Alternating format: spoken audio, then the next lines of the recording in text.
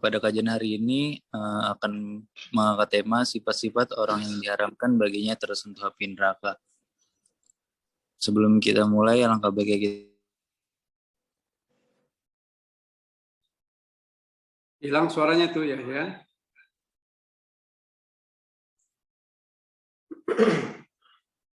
Suaranya ya. Suaranya nggak ada ya? Ya, Pak Salim, Pak Yahya nggak ada suaranya. Nih Ustaz Salim, kalau kita zaman kuliah sih, kalau yang audionya nggak on cam kita marah kan, mereka nonton kita. Nah ini sekarang audionya gimana tuh nggak ada on cam? Terserah Ustaz. Siap. Ya Yahya sudah? Sudah, Pak. Baik, untuk mempersingkat waktu kepada Baik. Bismillahirrahmanirrahim. Assalamualaikum warahmatullahi wabarakatuh.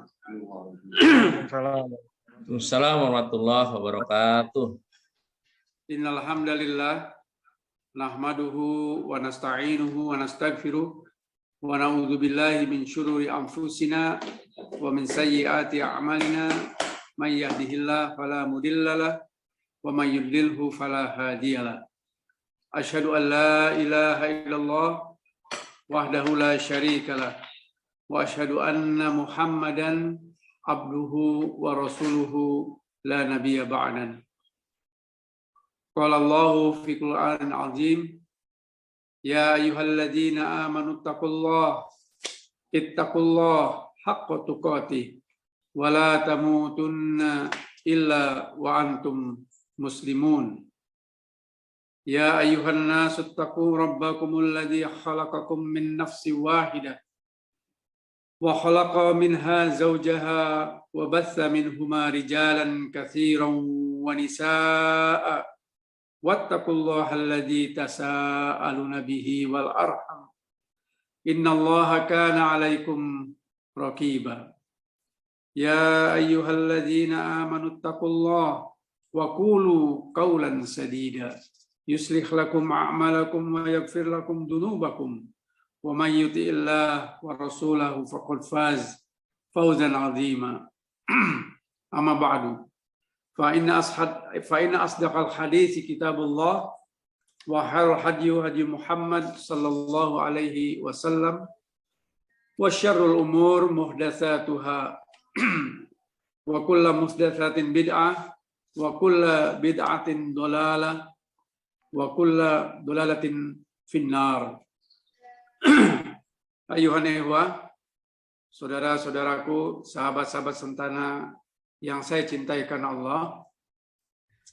Alhamdulillah, pada sore hari ini kembali Allah mempertemukan kita dalam satu majelis ilmu yang insya Allah diberkahi, dan semoga kita semuanya dalam keadaan sehat walafiat.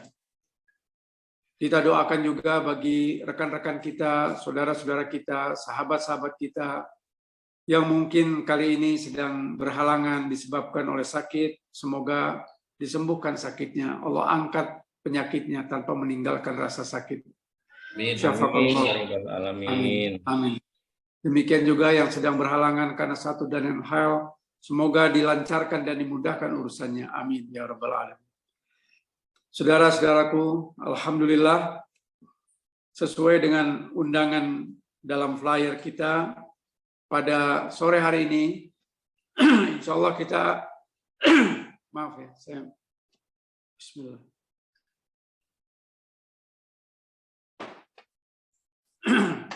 Pada sore hari ini, insya Allah kita akan membahas sebuah materi yang cukup mempunyai bobot yang memerlukan satu perhatian dari kita semua secara baik ya. Karena ini berhubungan dengan masalah-masalah nasib kita di kemudian hari. Judul kita pada sore hari ini insya Allah adalah sebagaimana yang tadi telah dibacakan oleh moderator, yaitu sifat-sifat orang yang diharamkan baginya tersentuh api neraka. Insya Allah ya. Judul kita ini adalah mengingatkan kita kepada segala hal yang kita lalui dalam hidup dan kehidupan, baik yang sudah lewat hari ini maupun yang akan datang, agar kita menjadi orang-orang yang semoga termasuk dalam kelompok orang-orang yang mempunyai sifat-sifat seperti yang dibacakan di dalam judul tadi, yaitu sifat-sifat orang yang diharamkan baginya tersentuh api neraka. Tentu orang yang diharamkan baginya tersentuh api neraka berarti kita masuk surga. Ya, masuk surga insya Allah. Saudaraku sekalian yang saya cintai karena Allah, sebuah hadis yang diriwayatkan oleh At-Tirmizi dan Ibnu Hibban, saya bacakan. An Ibni Mas'ud radhiyallahu anhu an Nabi sallallahu alaihi wasallam qala ala ukhbirukum biman tuharramu alaihi an-nar qalu bala ya Rasulullah qala ala kulli hayyin layyin qaribin sahlin. Artinya dari Ibnu Mas'ud, sahabat Ibnu Mas'ud radhiyallahu anhu, berkata Nabi sallallahu alaihi wasallam, maukah kalian aku tunjukkan orang-orang yang haram baginya tersentuh api neraka? Para sahabat menjawab, tentu ya Rasulullah, mau ya Rasulullah. Lalu Rasulullah SAW menjawab, yang haram tersentuh api neraka mereka adalah orang-orang yang mempunyai sifat hayyin, layyin, qarib, dan sahl. Saya ulangi ya. Orang-orang yang tersebut ya, yang baginya diharamkan api neraka menyentuhnya, yaitu orang-orang yang mempunyai sifat hayyin, layyin, qarib, dan sahl. Sahl. Ya. Siapakah orang-orang ini? Ya. Yang pertama, hayyin. Hayyin adalah orang-orang yang mempunyai sifat tawaddu. Orang-orang yang mempunyai sifat tawaddu, yaitu rendah hati. Ya. Rendah hati. Tidak sombong. Ya. Tidak angkuh. Juga tidak ujub. Ya. Saudaraku yang saya cintai karena Allah, sifat hayyin ini adalah sifat yang dicontohkan oleh Nabi SAW. Nabi adalah orang yang paling bertakwa di muka bumi ini. Nabi adalah orang yang paling mulia, paling dicintai Allah Subhanahu wa Ta'ala di muka bumi ini, dan bahkan di akhirat kelak. Yang kedudukannya di jannah nanti adalah kedudukan di Jannatul Firdaus dengan tempat yang paling tinggi.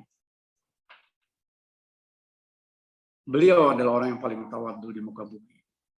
Orang yang paling rendah hati, orang yang pemalu, orang yang tidak sombong, jauh dari sifat sombong. Orang yang terjaga akhlaknya. Nabi sendiri memberikan contoh yang banyak dalam perilaku kesehariannya yang mencontohkan bahwa umat Islam itu seyogianya dia harus mempunyai sifat hayyin, sifat tawaddu, sifat rendah hati. Sombong, kata Nabi SAW, barang siapa yang memiliki sifat sombong dalam hatinya, meskipun sebesar biji zarah, zarah itu kita biasanya terjemahkan apa? Biji sawi, ya. Biji sawi itu kecil ya, tetapi sesungguhnya zarah itu adalah istilah untuk menggambarkan sesuatu yang sangat kecil. bisa jadi atom, bisa saja debu, bisa saja sesuatu yang sangat kecil.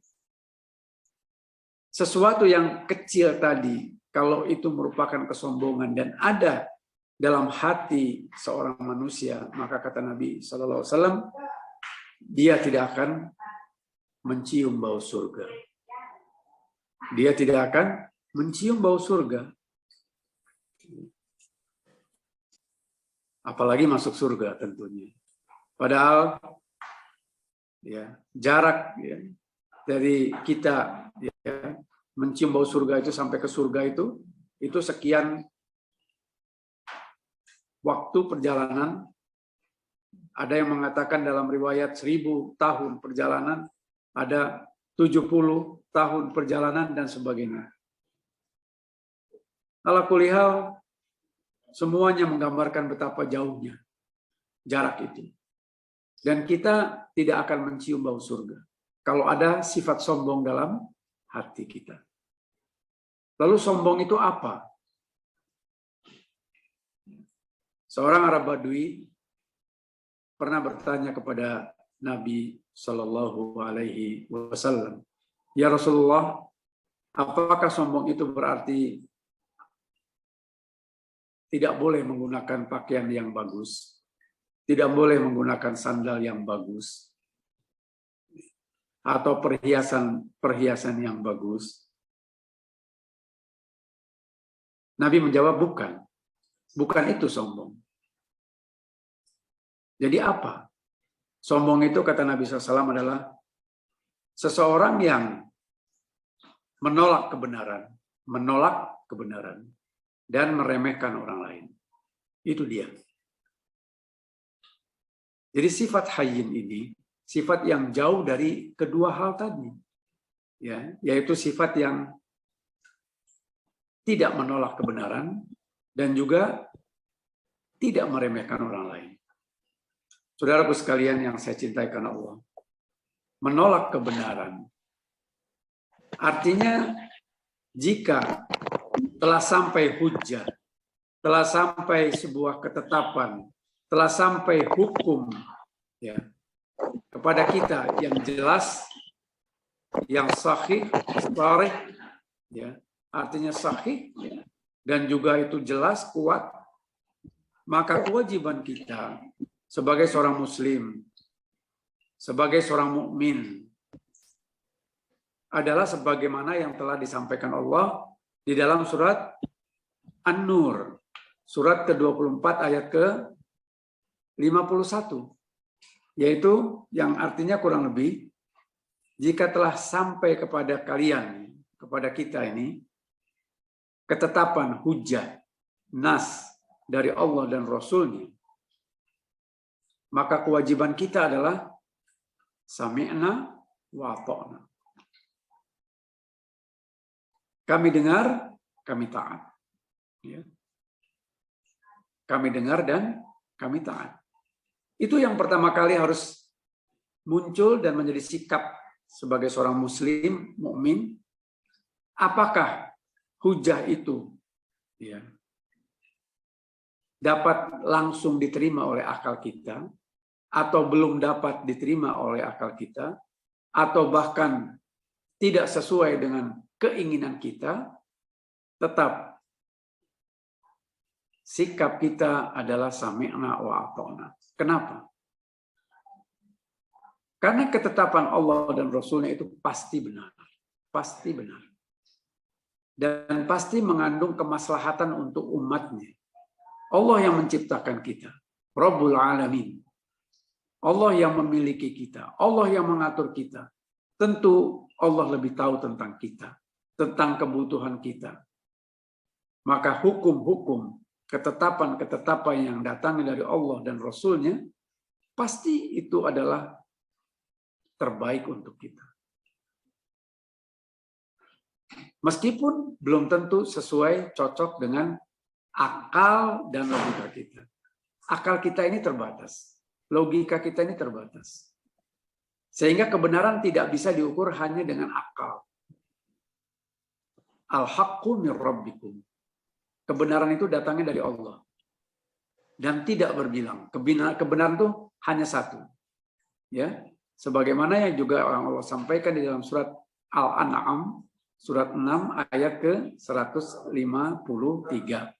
Inilah jalanku yang lurus. Kan Allah mengatakan seperti itu kurang lebih artinya. Dan jangan engkau sekali-kali mengikuti jalan-jalan syaitan yang ada di sebelah kiri dan sebelah kanan dari jalan ini. Ya, ketika Nabi menjelaskan ayat ini, Nabi membuat garis di atas tanah yang lurus, lalu membuat garis-garis lain di sebelah kanan dan sebelah kiri. Inilah jalan yang lurus itu. Ada siratul mustaqim. Inilah jalan yang lurus itu. Dan jangan sekali-kali kita mengikuti jalan-jalan syaitan. Jadi saudaraku sekalian, kebenaran itu adalah yang datangnya dari Allah dan Rasul-Nya. Dan tidak bisa kita menisbatkan kebenaran kepada banyaknya orang yang melakukan sesuatu. Ya, kita kan sering juga melihat, ya, orang ini kan melakukan ini Pak, orang itu kan melakukan itu Ustaz, orang ini kan melakukan itu akhi dan sebagainya. Banyak orang yang melakukan ini. Berarti mereka benar. Oh tidak. Masih di dalam surat yang sama, surat Al-An'am, ya surat 6, ayat ke-116.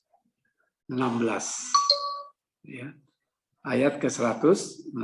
Yang artinya kurang lebih, janganlah kalian mengikuti kebanyakan orang. Janganlah kalian mengikuti kebanyakan orang. Banyaknya pendapat orang itu bukan merupakan ukuran daripada kebenaran. Bahkan ya, cenderung untuk mengajak kepada kesesatan. Dan mereka banyak berdusta. Jadi Allah telah mengingatkan, hati-hati. Meskipun sedikit orang yang mengikutinya, tapi kalau dia berada di atas kebenaran, itulah jalan yang lurus. Itulah jalan yang lurus. Meskipun kita bersendirian dalam sebuah komunitas, tetapi kita berpegang teguh kepada kebenaran, maka jangan kita takut. Karena kita di atas jalan yang lurus. Sekali lagi, kebenaran tidak diukur dari banyaknya orang yang melakukannya. Masih di dalam surat yang sama, kalau tadi surat Al-An'am 116, satu ayat sebelumnya, ya, ayat ke-115, Allah mengatakan, ya, wa tammat kalimatur rabbi sidqan wa adlan. Telah sempurna kalimat-kalimat Rabbmu itu. Telah sempurna kalimat-kalimat Allah itu. Sidqan wa adlan. Benar dan adil. Nah, itu ya. Jadi sebelum Allah mengingatkan kita, jangan kalian mengikuti banyaknya orang yang belum tentu mengajak kalian kepada kebenaran, diawali dengan ayat sebelumnya, wa tammat kalimatur rabbi sidqan wa adlan. Artinya telah sempurna kalimat-kalimat Rabbmu itu sidqan wa adlan. Benar dan adil.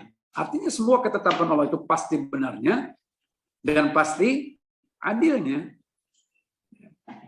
Jangan kita terpesona, jangan kita terbawa ya, oleh kecanggihan-kecanggihan, panjangnya gelar, tingginya kedudukan seseorang, populer dan tidak populernya seseorang menjadi ukuran kebenaran.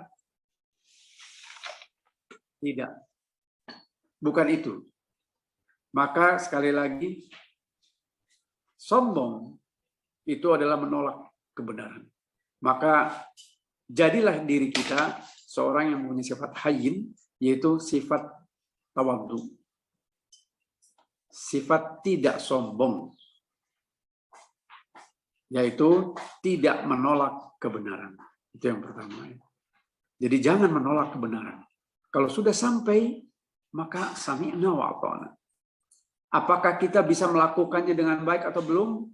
La yukallifullahu nafsan illa wus'aha. Allah Maha tahu tentang kemampuan kita. Maka Allah tidak akan membebani diri kita. Syariat ini tidak akan dibebankan kepada manusia kecuali sesuai dengan masing-masing kesanggupannya. Jadi kita tidak dituntut untuk menjadi seorang ulama besar, tidak. Kita tidak dituntut untuk menjadi seorang yang ustadz yang memang menguasai, enggak. Kita dituntut untuk melakukan apa-apa yang menjadi dalil itu dengan masing-masing sesuai kemampuannya. Tentu kemampuan yang dimaksud adalah kesungguh-sungguhan kita, ya.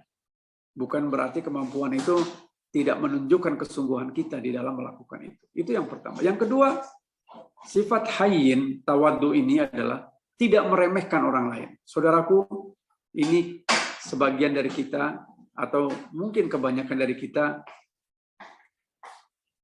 banyak, ya. Karena satu dan lain hal, mungkin lemahnya hati, mungkin kuatnya godaan dunia menyebabkan kita terjatuh kepada sifat untuk meremehkan orang lain. Apakah karena kita merasa lebih kaya? Fitnah harta, saudaraku, hati-hati. Apakah karena kita lebih kaya, atau kedudukannya lebih tinggi, atau jabatan kita lebih tinggi, atau kita merasa lebih pandai? Ini semua akan memberikan satu dampak yang kalau kita lemah hati, cenderung kita akan menjadi meremehkan orang lain. Dan ini masuk dalam kategori sombong. Padahal Allah mengatakan dalam surat Al-Hujurat, surat ke-49, ayat ke-13 insya Allah, ya. Inna akramakum indallahi atqakum.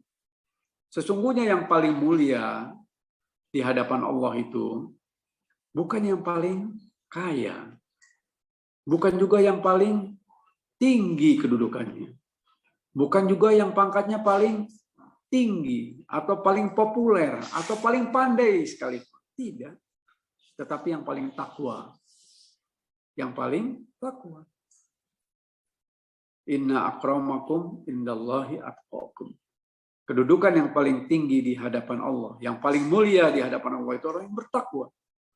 Bisa jadi itu dimiliki oleh orang miskin, orang yang tidak punya pangkat apa-apa, rakyat jelata, ya. Mungkin seorang tukang beca, tukang ojek, lebih mulia di hadapan Allah dibanding kita, ya, yang mungkin punya gelar, mudah dekat dengan orang lain. Artinya dia menjadi orang yang orang senang bila dekat dengannya. Orang menjadi tenang, sejuk apabila dekat dengannya. Mudah bergaul, mudah dapat diterima di dalam komunitas, di dalam masyarakatnya. Dengan siapapun, dia menghormati dan dihormati. Dia selalu menjadi orang-orang yang kehadirannya menjadi sesuatu yang ditunggu oleh orang lain. Kenapa? Karena dia selalu menebarkan kebaikan, dia menebarkan kesejukan, dia menebarkan senyumnya, dia menebarkan akhlaknya yang baik. Dia selalu berorientasi untuk bagaimana membahagiakan orang lain, mendahulukan kepentingan orang lain, sehingga orang menjadi senang dekat dengannya. Dan sebaliknya, jangan sampai kita mempunyai sifat atau perangai yang orang takut untuk dekat dengan kita. Orang merasa risih dekat dengan kita. Orang merasa tidak nyaman dekat dengan kita. Baru melihat wajahnya saja, orang sudah merasa, ini ngapain sih orang ini ya? Kok wajahnya belum apa-apa udah nyinyir gitu ya. Udah mencibir gitu. Wajah yang garang, yang tidak jelas. Ya. Yang tidak mempunyai karakter sebagai orang yang mempunyai jiwa yang senang untuk bergaul dengan orang banyak. Lagi-lagi ini pun sifat yang tidak mudah ya tentunya. Karena banyak orang yang mempunyai sifat ya introvert misalnya ya menutup diri ya. Orang yang tidak suka orang lain dekat dengannya. Dia lebih senang menyendiri. Wallahu alam, memang manusia punya banyak sifat dan kita tidak bisa menilai orang hanya dari zahirnya saja. Ya, tetapi yang terlihat oleh kita memang zahirnya gitu. Ya. Artinya lahirnya kita tidak pernah tahu hati orang kan. Dan memang kita tidak boleh berprasangka jelek kepada orang. Tetapi alangkah baiknya kalau kita juga mempunyai sifat zahir yang mudah diterima oleh orang lain. Orang yang punya sifat tenang, ya, orang yang mempunyai sifat yang ya membahagiakan orang lain itu adalah sesuatu yang menjadi utamanya dia dalam melakukan suatu perbuatan amal solehnya. Ya. Ini yang disebut dengan qarib. Ya. Maka saudaraku sekalian ya, banyak ya riwayat-riwayat ya yang menceritakan tentang masalah ini ya di zaman salafus saleh, zaman sahabat, ya, zaman tabi'in, tabi'ut tabi'in. Betapa banyak ya orang-orang yang selalu mencoba untuk menjadi orang yang paling dekat dengan orang lain. Bahkan Nabi SAW mengatakan, khairun nas anfa'ahum linnas. Ya. Sebaik-baik manusia itu adalah yang paling bermanfaat bagi orang lain. Bagaimana mungkin orang itu bisa bermanfaat bagi orang lain kalau orang dekat dengannya aja takut gitu. Ya meskipun seperti tadi ya saya katakan bisa saja ini merupakan bagian daripada karakter seseorang ya. Sangar misalnya. Meskipun hatinya baik ya. Bisa-bisa saja. Ya, tetapi alangkah baiknya kalau kita juga seperti tadi yang disampaikan, kita berusaha untuk menjadi sebagai secara zahir juga terlihat orang itu enak kalau didekati. Kalau dekat dengannya kita merasa lebih tenang. Ya. Jadi itu qarib. Dan yang terakhir sifatnya adalah orang-orang yang diharamkan atasnya tersentuh api neraka adalah orang yang sahal, mudah, memudahkan orang lain. Jangan mempersulit sesuatu, jangan mempersulit perkara, jangan mempersulit urusan yang sebetulnya mudah, apalagi yang mudah. Jangan dipersulit. Yang sulit saja, itu kalau bisa kita permudah, supaya orang bisa mengerjakan dengan baik. Ya. Nabi SAW menganjurkan antara penjual dan pembeli untuk saling memudahkan. Para pembeli, jangan kalau nawar terlalu sampai orang itu tidak bisa ya tidak bisa bergerak lagi ya, mati langkah gitu ya. Mereka juga berharap mempunyai keuntungan yang wajar. Demikian juga penjual. Penjual juga jangan berbohong ya, jangan lalu menutup-nutupi barang yang mau dijualnya, baik itu barang ya maupun jasa. Ya. Nabi SAW menganjurkan keduanya penjual dan pembeli untuk saling memudahkan. Nabi juga mengatakan barang siapa yang memudahkan atau membantu kesulitan sesama muslim, maka Allah akan membantu dan memudahkan urusannya. Barang siapa yang menutup aib sesama muslim, maka Allah akan tutup aibnya, baik di dunia maupun di akhirat kelak. Maka memudahkan ini adalah juga merupakan sifat orang-orang yang diharamkan baginya tersentuh api neraka. Saudaraku yang saya cintai karena Allah, keempat sifat ini kalau boleh kita ringkas, inilah yang disebut sebagai elemen-elemen utama akhlak. Elemen utama, unsur-unsur utama akhlak. Dan Nabi kita Shallallahu Alaihi Wasallam diutus itu, tugas utamanya juga termasuk yang paling selalu Nabi katakan itu adalah untuk menyempurnakan akhlak. Innama bu'istu liutamima makariman akhlak, kata Nabi SAW. Sesungguhnya aku diutus Allah ini, tugas aku diutus Allah ini ke muka bumi adalah untuk menyempurnakan akhlak kalian. Menjadi akhlakul karimah. Akhlak yang mulia. Maka keempat unsur, keempat elemen utama ini adalah unsur-unsur pembentuk akhlak yang mulia, akhlakul karimah. Bahkan Allah Subhanahu wa taala dalam surat Al-Qalam, surat Nun, ya, ayat yang keempat, memuji akhlak Nabi sebagai khuluqul azim, akhlak yang agung, akhlak yang luar biasa. Aisyah Ummul Mukminin, ya, radhiyallahu anha, istri yang paling dicintai Nabi sallallahu alaihi wasallam. Ketika ditanya bagaimana akhlak Nabi, ya, Aisyah mengatakan khuluqul Quran. Akhlak Nabi itu seperti Quran sudah. Ya, akhlak Nabi itu seperti Quran. Maka itulah, ya, keempat unsur itu mengapa sampai diharamkan bagi orang-orang yang memiliki keempat sifat ini, neraka itu diharamkan menyentuh orang-orang yang mempunyai sifat ini. Karena akhlak mulia. Dan Nabi mengatakan yang paling banyak masuk surga itu orang yang paling baik akhlaknya, paling mulia akhlaknya. Dan dia akan dekat denganku di surga kelak, orang-orang yang mempunyai akhlak yang mulia.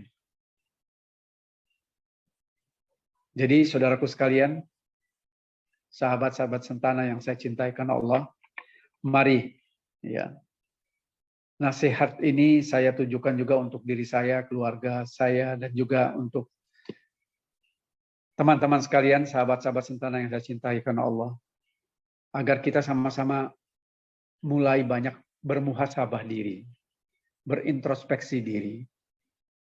Yang pertama tadi, jangan sampai kita termasuk orang yang sombong. Orang yang menolak kebenaran meskipun sudah jelas kebenaran di hadapan kita. Kita menolak dengan segala dalih hanya karena apa? Untuk mengikuti hawa nafsu. Hanya karena apa?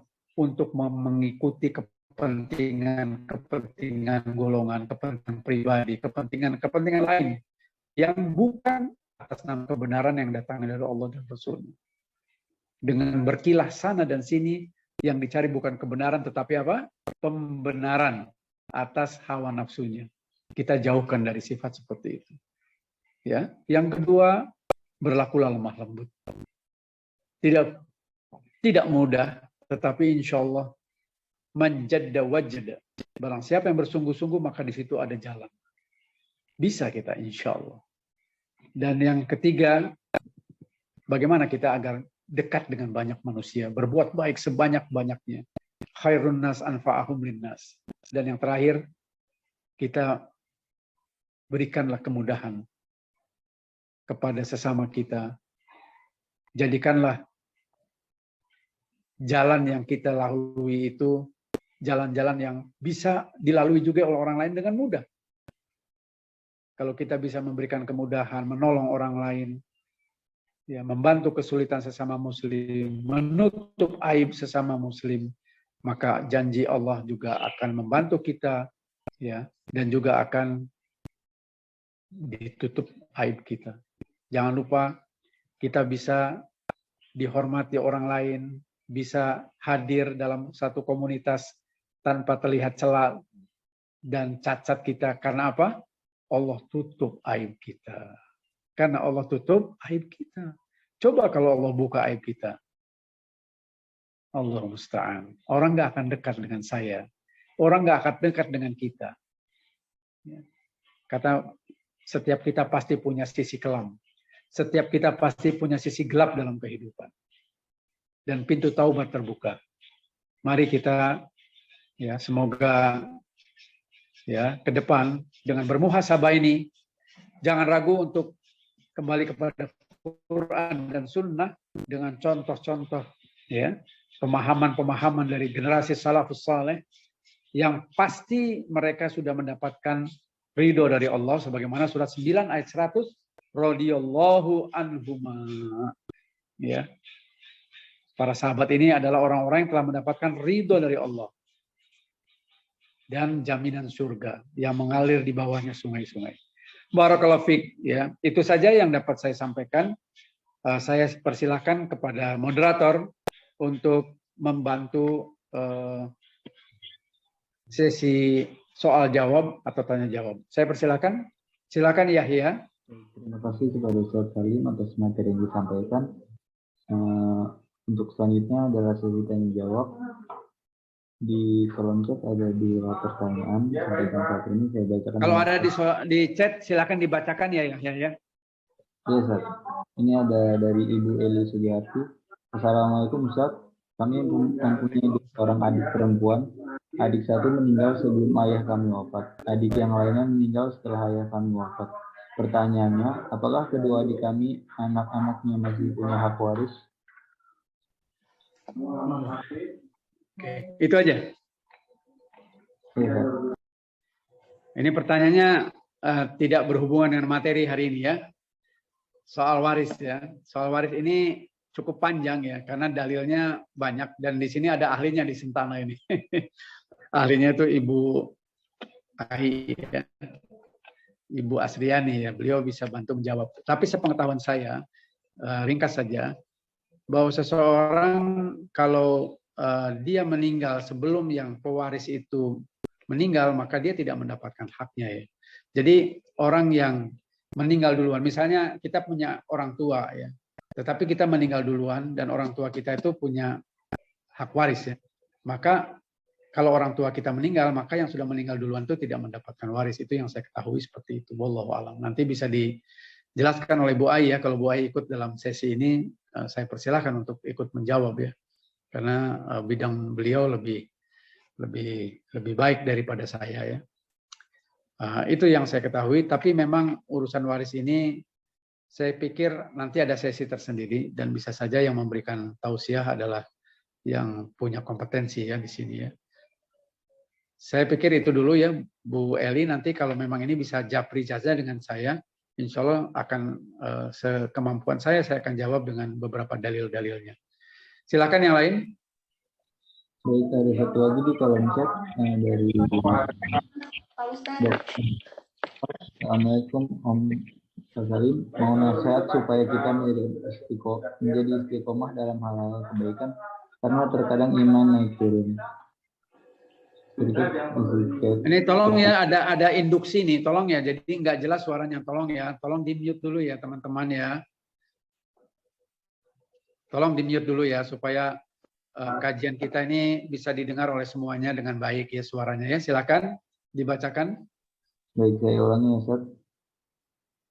Dari Bapak atau Ibu Vivi Naufal. Assalamualaikum Ustaz Salim. Mau nasihat supaya kita menjadi istiqomah dalam hal-hal kebaikan karena terkadang iman turun. Ya, Vivi. Jadi memang Nabi SAW pun mengatakan iman itu bisa naik dan bisa turun. Yazid wa yangkus. Naiknya itu karena ketaatan kita. Jadi kalau kita taat, insya Allah iman itu akan naik. Tapi kalau kita bermaksiat dalam artian yang luas, maksiat dalam pengertian yang luas ya. Maksiat itu lawannya taat ya. Itu iman akan turun.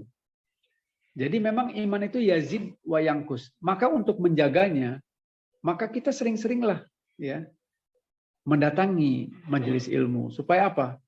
Ya supaya kita lebih banyak yang masuk itu adalah ilmu-ilmu yang bermanfaat. Ilmu-ilmu yang akan menjaga kita. Akan memberikan petunjuk arah mana yang hak, mana yang batil. Karena kita tidak tahu tanpa ilmu. Yang kedua, bergaulah dengan orang-orang yang saleh atau salehah. Bergaulah dengan komunitas yang baik. Supaya kita terjaga dari sifat-sifat yang tidak baik. Yang ketiga tentunya, senantiasa untuk bermujahadah ya, untuk bersungguh-sungguh. Apa? Untuk bersungguh-sungguh menjadi orang yang bertakwa. Karena memang itu perintah Allah. Yang tadi saya bacakan, ya ayyuhalladzina amanu taqullah ittaqullah haqqa tuqatih. Wahai orang yang beriman, bertakwalah dengan sebenar-benar takwa. Dan jangan sampai kamu mati kecuali dalam keadaan Islam. Jadi takwa ini perintah. Maka kita sebaiknya senantiasa berusaha untuk menjadi orang yang bertakwa. Takwa itu secara sederhananya adalah melaksanakan perintah Allah dan meninggalkan larangannya. Itu saja. Begitu ya Vivi ya. Silakan yang lain. Izin tanya, Mungkin Pak. ada yang langsung, silakan. Ada pertanyaan, dipersilakan. Izin bertanya. Silakan. Iya Pak, saya mau tanya, kemarin saya kumpul sama teman-teman, sama sahabat-sahabat saya, terus salah seorang teman saya tuh baru. Agak keras ya, siapa nih, Vivi ya suaranya? Vivi, Pak. Oh iya, Vivi agak keras ya suaranya, maaf ya. Iya Pak, tadi kan tentang sifat manusia ya Pak. Iya. Kemarin saya baru kumpul nih Pak sama teman sahabat-sahabat saya nih. Nah kebenaran salah seorang sahabat saya ini baru menikah lagi sekitar 3 tahunan yang lalu Pak. Gitu. Iya. Nah dia cerita suaminya ini awalnya rajin sholat. Tapi karena dia sering mengingatkan suaminya, dan suaminya ini nggak mau diatur lah ya sama istrinya gitu. Sifatnya memang seperti itu, dia nggak mau diingatkan dalam kebaikan, memang kelihatannya seperti itu. Diingatkan untuk sholat, suaminya itu justru malah jadi makin nggak mau sholat sama sekali, Pak Ustadz. Jadi saat ini suaminya sudah setahun lebih katanya tuh meninggalkan sholat 5 waktunya sama sekali gitu loh, karena alasannya dia, ya karena kamu saya meninggalkan sholat, alasannya seperti itu. Jadi agak ketakutan gitu ya, apakah saya berdosa, terus apa yang harus saya lakukan. Akhirnya dia bilang ke suaminya, ya sudah terserah saja waliyadin gitu kan, pokoknya saya sudah mengingatkan tapi terserah kalau nggak mau dijalankan. Dan dia sama sekali tidak pernah lagi mau mengingatkan suaminya ini gitu. Dan dia gimana ya, saya harus seperti apa gitu kan, bertanya ke saya seperti itu. Saya nggak berani menjawab juga kalau urusannya udah seperti itu kan gitu Pak Ustadz. Jadi saya tadi Pak Ustadz tentang sifat manusia, saya baru wah iya ya, teman saya punya masalah seperti ini, gimana gitu. Iya, baik, itu saja. Baik, ya. Memang iya, saya pikir apa yang dilakukan oleh sang istri itu sudah benar, yaitu kita saling ingat mengingatkan. Tawasobil haq, tawasobil sabr. Itu memang kewajiban kita. Ya, apalagi sebagai suami dan istri ya, itu orang yang paling dekat. Dan kewajiban kita memang hanya menyampaikan. Kewajiban kita, bahkan Nabi SAW pun hanya menyampaikan. Allah mengingatkan kita, mengingatkan semuanya, bahkan Nabi SAW pun diingatkan itu di dalam surat Al-Qasas ya, surat ke-28 ayat ke-56. Itu Allah mengatakan bahwa hidayah itu milikku gitu. Dan akulah yang memberikan hidayah kepada manusia. Engkau tidak bisa memberikan. Ya, dicontohkan paman Nabi SAW ya, Abu Talib itu meninggal dalam keadaan kafir, dalam keadaan tidak beriman kepada agamanya Nabi SAW atau tidak beriman kepada Islam. Padahal kurang apa, Nabi tiap hari boleh disebut dari kecil bersama dengan beliau, tetapi itulah hidayah milik Allah. Ya. Maka apa yang harus dilakukan oleh sang istri? Banyaklah berdoa kepada Allah, karena yang membolak-balikan hati manusia itu Allah. Ya muqallibal qulub, tsabbit qulbi ala dinik. Wahai zat yang membolak-balikan hati, maka tetapkanlah hati kami ini dalam agamamu. Itu salah satu doa yang sering Nabi lantunkan ya. Maka doa ini juga lah yang banyak-banyak kita ini ya, apalagi ya di hari Jumat ini ya, hari yang paling baik ya, di waktu yang paling baik juga antara asar dan maghrib, banyaklah berdoa, banyaklah bersalawat kepada Nabi SAW. Doakan suaminya agar kembali ke jalan yang benar, akan diberikan hidayah oleh Allah, petunjuk, agar dia menerima kebenaran, agar mau menerima kebenaran. Ya, apalagi urusan sholat, hati-hati. Jangan sampai kita meninggalkan sholat. Karena ukuran sholat ini, kalau apalagi, kalau seseorang udah mengatakan sholat itu tidak lagi wajib bagiku, itu bisa bahaya. Bisa menggugurkan keislamannya. Karena sholat itu adalah rukun Islam ya. Rukun Islam yang paling kuat setelah syahadat ya. Jadi kalau sampai meninggalkan sholat, ya kalau karena malas dan apa yang lain-lainnya, itu masih termasuk dosa besar ya, dosa besar yang paling besar. Tetapi kalau dia sudah mengatakan sholat tidak lagi wajib bagiku, itu bisa dia membatalkan keislaman. Jadi apa yang harus dilakukan, sekali lagi berdoalah dan selalu mencari jalan, cara yang terbaik untuk menasehati. Karena menasehati itu adalah kewajiban kita ya. Tawasobil haq, tawasobil sabr. Saling berwasiatlah kalian, saling menasehatilah kalian dalam kebenaran, tentu dengan cara yang tadi, ya, hayyin, tawaddu, lain, dengan lemah lembut, selalu berusaha dekat dengan orang dengan keadaan yang menyenangkan orang lain dan memudahkan urusannya. Ya. Wallahu alam, tidak mudah memang karena hidayah milik Allah. Ya. Begitu istrinya berarti tidak berdosa ya Pak ya? Selama kita niat ikhlas karena Allah, apalagi ucapan-ucapannya yang disampaikan itu adalah ucapan-ucapan nasihat kebenaran, tentu dia malah mendapatkan pahala seharusnya. Karena dia menjalankan apa yang memang menjadi perintah agama. Atau adapun sang suami ya yang kemudian menjadi ingkar ya, kemudian itu urusan dia dengan Tuhannya. Ya. Kalau dia menisbatkan itu karena istrinya yang seperti itu, saya kira tidak tepat ya. Karena istri sudah berbuat baik. Hanya mungkin caranya. Caranya carilah momen-momen yang baik. Carilah waktu-waktu yang terbaik. Sehingga masuk apa yang menjadi nasihat itu ke dalam kolbunya. Dan lagi-lagi berdoalah kepada Allah agar kolbu sang suami ini dibukakan pintu untuk kembali ke jalan yang benar.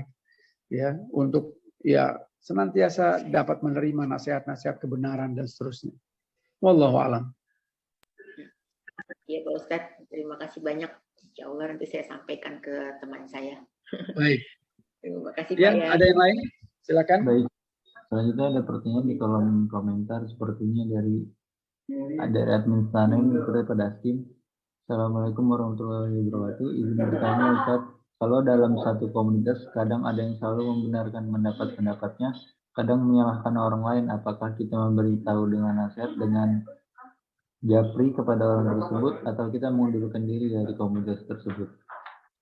Ya, ini hampir mirip dengan pertanyaan dari Vivi tadi ya.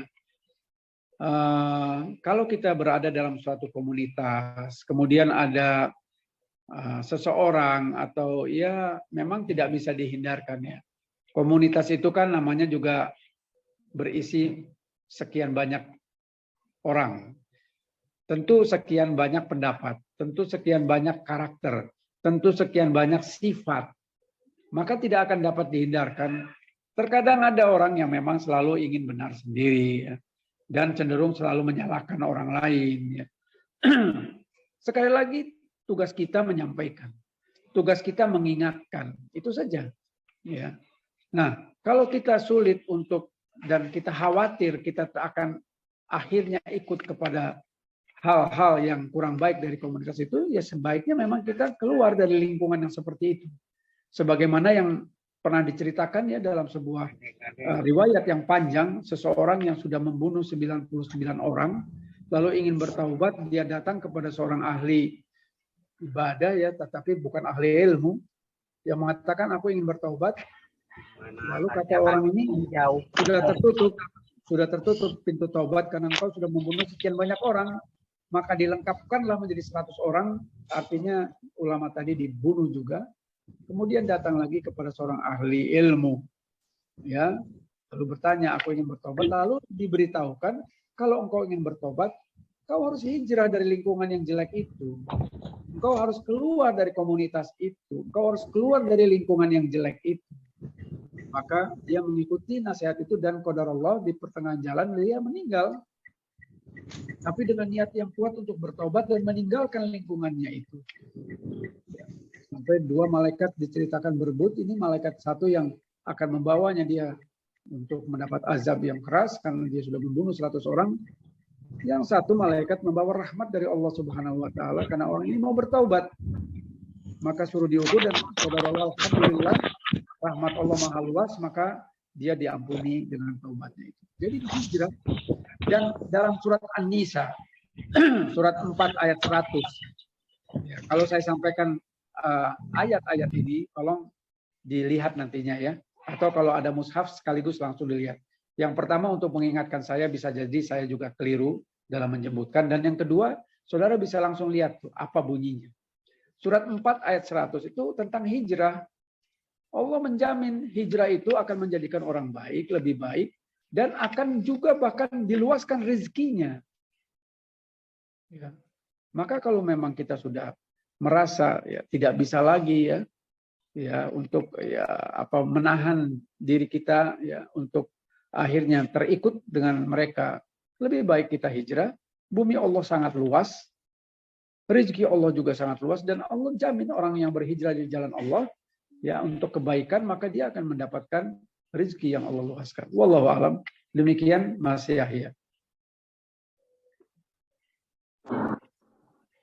Baik. Kepada Bapak Ibu jika ada pertanyaan lagi silakan atau bisa. Apakah masih ada pertanyaan? Apakah kolom chat ataupun langsung? Silakan. Kalau tidak, kita akan cukupkan ya. Bagaimana? Sudah tidak ada seperti itu. Katanya sudah cukup ya. Alhamdulillah kita sudah lewat 5 menit dari jam 5 kurang lebih ya. Barakallahu fikum. Semoga Allah memberkahi kita sekalian dan menjadikan majelis ilmu ini majelis yang diberkahi, karena sebagaimana yang Nabi SAW sampaikan dan saya sudah berulang kali sampaikan dalam forum ini, bahwa majelis ilmu itu adalah termasuk taman-taman surga. Ya, Nabi mengatakan bila kalian melewati taman-taman surga maka berhentilah dan bergabunglah dengan itu. Nabi sahabat bertanya, apa itu taman surga Rasulullah? Majelis-majelis ilmu yang di dalamnya membahas tentang ilmu-ilmu qala Allah wa qala Rasul. Ya, apa yang Allah sabdakan di dalam Al-Qur'anul Karim, kalimat-kalimatnya, dan apa yang Nabi sampaikan dalam sunnah-sunnahnya, dalam hadisnya, maka bila kita dalam majelis itu maka akan dinaungi oleh sayap-sayap malaikat, dan malaikat akan mendoakan kita untuk keampunan dan kerahmatan Allah, dan juga bahkan sampai ikan-ikan di dasar lautan pun akan mendoakan kita. Maka datanglah ke majelis ilmu agar kita mendapatkan keberkahan. Ya, semoga majelis kita ini adalah termasuk majelis ilmu yang diberkahi Allah, dan kita berdoa Allahumma inni as'alukal ilman nafi'an wa rizqan thayyiban wa amalan mutaqabbalan. Ya Allah, berikanlah kami ilmu yang bermanfaat ya. Kemudian rezeki yang halal, yang thayyib, dan amal yang diterima. Allahumma inni as'alukal huda. Ya Allah, berikanlah kami petunjuk-Mu, wat-tuqa, ketakwaan, wal afaf, sifat-sifat terpuji, wal gina, kekayaan ya Allah. Terutama kekayaan hati ya Allah. Demikian saja ya, kita tutup majelis kita ini dengan kafaratul majlis. Subhanakallahumma wa bihamdik asyhadu an la ilaha illa anta astaghfiruka wa atubu ilaik. Assalamualaikum warahmatullahi wabarakatuh. Waalaikumsalam warahmatullahi wabarakatuh. Kita jumpa lagi Jumat dalam keadaan sehat walafiat. Amin. Amin ya rabbal alamin. Terima kasih. Izin live ya.